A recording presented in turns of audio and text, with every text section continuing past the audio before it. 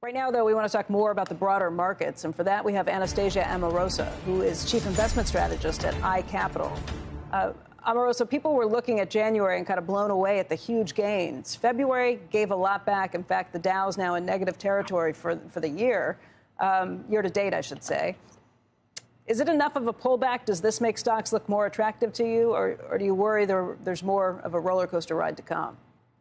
Yeah, hi, Becky. I do think it makes stocks more attractive than what we started February with. And the reason I say that is because there was a clear disconnect between what the bond markets were saying and pricing in and what the stocks were pricing in. But you fast forward to today, March 1st, and we had a 5% pullback in stocks from the highs that we saw year to date. And you look at the Fed Fund futures, they're pricing in 5.4%. The 10-year is pushing 4%. So I would say we're a lot more appropriately reflecting the environment in which we are. And now as we sit at the key moving averages, I think investors might be tempted to see if they want to add on this pullback. So I do think it's a much better entry point. And by the way, Becky, if you look at the valuation of the S&P 500, and not just PE for the next year, but if you average out the next 2 years worth of earnings, that PE has actually retracted to 16.5 times. So stocks perhaps are not as expensive as you think. Are there areas that you think are more attractive than others, sectors you like? Yeah, there's a few spots. So first of all, if you look at cross sectors and if you look at what are the sectors that have the cheapest stocks inside of them over the last 5 years, the one that stands out the most is communication services. And of course, we know some of the repricing that we've had in big tech. But again, some of the big tech is actually going to be the beneficiaries of the next wave of digital innovation, which is artificial intelligence. So given how cheap, relatively speaking, they have gotten, I look to some of those comm services names. The other one, Becky, that I would point to is public REITs. We've had a major repricing in real estate in the public markets last year, so much so that the implied cap rates are now 6.5% versus what you see in the private markets, which is probably 4.5%.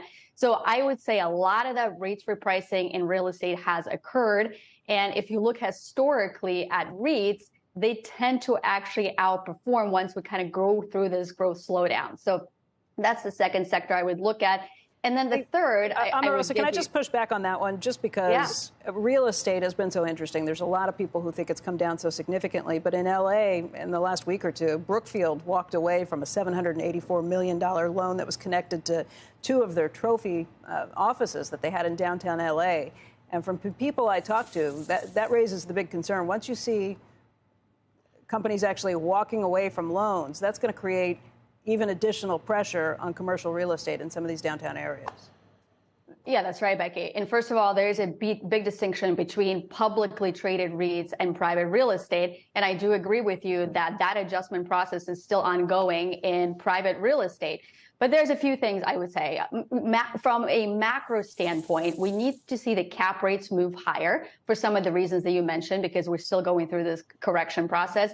And that will adjust downwards the prices of real estate. The second thing that we have to grapple with is the net operating income growth for commercial real estate is clearly slowing. It was running at 8% last year. This year is probably going to come in at 4%. So you put those two things together, higher cap rates, slower NOI growth, and that is likely to pressure the prices of commercial real estate in the private markets. I'm saying that it has already been reflected in valuations in the public markets, however.